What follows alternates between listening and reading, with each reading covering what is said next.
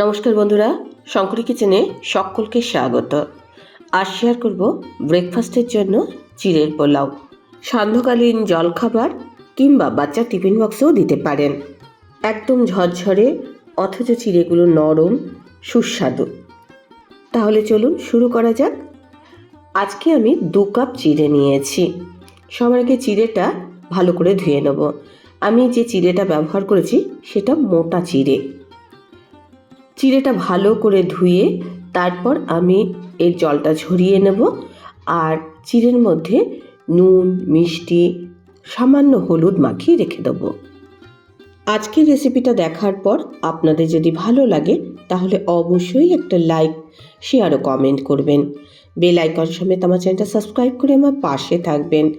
Bell আইকনটা click করা থাকলে আমার যে কোনো রেসিপি বা আমি যাই আপলোড করি না কেন সবার আগে নোটিফিকেশন আপনার কাছে পৌঁছে যাবে। হলুদ ব্যবহার করছি কালারটা বেশ সুন্দর হওয়ার জন্য। আর নুন মিষ্টি এখানেই আমি ব্যবহার করছি, একবারে যা দেওয়ার এখানেই দিয়ে দেব। পরে নুন মিষ্টি যদি লাগে সেটা দেখা যাবে। চিড়ের মধ্যে প্রথমেই যদি নুন, মিষ্টি আর হলুদটা মাখিয়ে নেওয়া হয় তাহলে কিন্তু চিড়ের এই যে ভেজা ভেজা অবস্থায় আছে নুন মিষ্টিটা চিড়ের মধ্যে ভালোভাবে ঢুকে যাবে আর খেতেও ভালো লাগবে। চিড়েটা একদম পাতলা চিড়ে নেবেন না, তাহলে কিন্তু চিড়েটা গলে যাওয়ার সম্ভাবনা থাকবে। চিড়েটা সামান্য একটু জল রেখে আপনারা নুন মিষ্টিটা মেশাবেন। এটা 5-7 মিনিট রেস্ট দেব। এক্সট্রা যে জলটা সেটা কিন্তু চিড়ে সোপ করে নেবে। এখন দেখুন চিড়ের কালারটা হলুদ হয়ে গেছে। আজকে রান্নাতে আমি যা যা ব্যবহার করব সেগুলোকেও রেডি করে নিচ্ছি। আমি 3টে কাঁচা লঙ্কা খুব মিহি করে কুচিয়ে নিচ্ছি। আর 1 ইঞ্চি আদা, সেটাকেও আমি মিহি করে কুচিয়ে নেব। রান্নাতে আদা কাঁচা লঙ্কার গন্ধটা খুব ভালো লাগবে। রান্নাতে আমি নারকেল কুচি ব্যবহার করব। নারকেলটাকে আমি মিহি করে কুচিয়ে নিচ্ছি।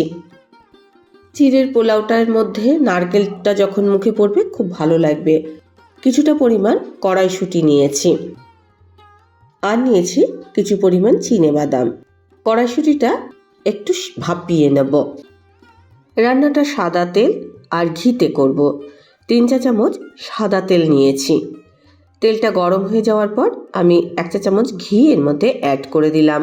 ঘিয়ের ফ্লেভারটা খুব ভালো লাগবে। সবার আগে আমি এক এক করে বাদাম বা অন্যান্য যা যা এই রান্নায় ব্যবহার করব সেগুলো এক এক করে ভেজে তুলে রাখবো। সবার আগে আমি বাদামটা ভেজে নিচ্ছি। ঘি এর মধ্যে এই যে ভাজা হচ্ছে এর ফলে এর মধ্যে কিন্তু সুন্দর একটা গন্ধ হবে। এছাড়া আমি এখন নারকেল কুচিগুলো ভেজে নিচ্ছি। নারকেল ভাজলেও নারকেলের একটা সুন্দর গন্ধ হয়। নারকেলটা ভেজেও আমি অন্য পাত্রে তুলে রেখে দেবো। নারকেলটায় জাস্ট একটু কালার আসবে এরকম পর্যন্তই আমি নারকেলটা ভাজবো। রান্নায় আমি আজকে পেঁয়াজ ব্যবহার করব। একটা পেঁয়াজ কুচি করে কেটে নিয়েছি। পেঁয়াজটাও আমি তেলের মধ্যে ভেজে অন্য পাত্রে তুলে নেব। এই ক্ষেত্রে বলে রাখি, যারা পেঁয়াজ খান না পেঁয়াজটাকে স্কিপ করতে পারেন। পেঁয়াজটা দেখুন লাল লাল করে ভাজা হয়ে গেছে, অন্য পাত্রে তুলে রেখে দিচ্ছি। পেঁয়াজটা কিন্তু আমি বাদামি করে ভাজিনি, জাস্ট একটু লালচে কালার এসে এরকমভাবেই ভেজে তুলে রাখলাম। এবার আমি কড়াইশুঁটিটা ভেজে এটাও তুলে রেখে দেবো। সব কিছু ভাজা হয়ে গেছে। এ দেখুন ভেজে অন্য পাত্রে সব তুলে রাখলাম।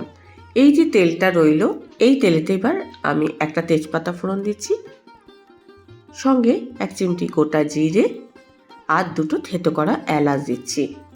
কম আছে আমি এগুলোকে একটুখানি নাড়াচাড়া করে নিলাম। ফোড়নে সুন্দর গন্ধ বেরিয়ে আসার পর আমি আদার কুচি আর কাঁচা লঙ্কার কুচিটা দিয়ে দেবো।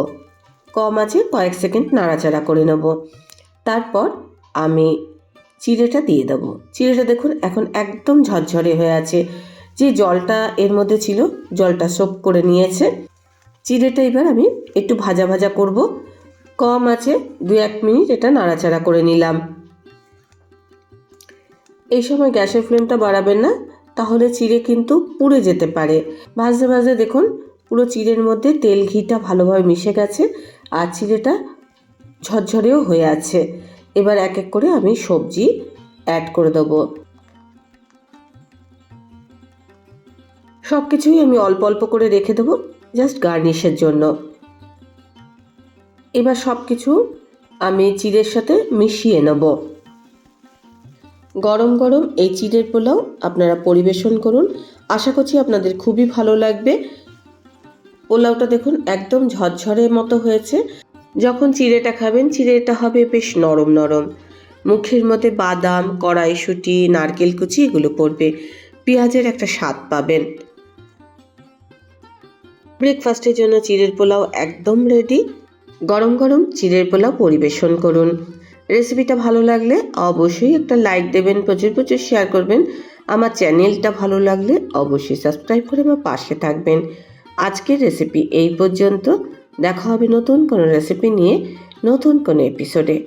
এতক্ষণ আমার সঙ্গে থাকার জন্য অনেক অনেক ধন্যবাদ।